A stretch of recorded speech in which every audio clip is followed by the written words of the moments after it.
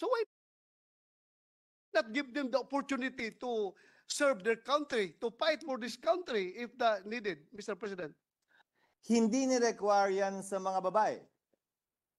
Ang dahilan ba ay mas maliit ang tingin ng gobyerno, ng kongreso, ng pamahalaan noon sa mga babaeng hindi kakayanin ng ROTC training?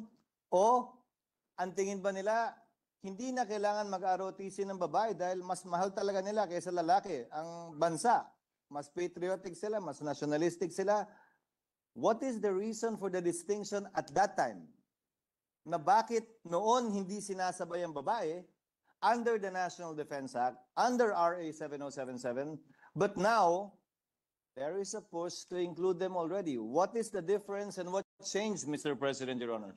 Most likely, Mr. President, maybe I was not yet born when the Congress was debating on that particular measure. But siguro na nangingibabaw yung pagmamahal ng Pilipino sa babae. Ay kung ako lang masunod, hindi ko pwedeng, I have a daughter, alam kong mahal na mahal ko yung anak ko, ayaw ko silang mahirapan. Pero, Mr. President, worst comes to worst.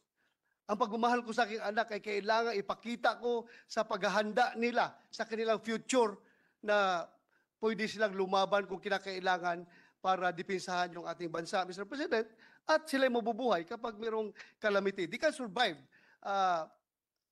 during calamity, Mr. President. Siguro ang rason, as I have said, hindi popular yung gender equality during that time. Right now, gender equality is the norm of the day. Yan palaging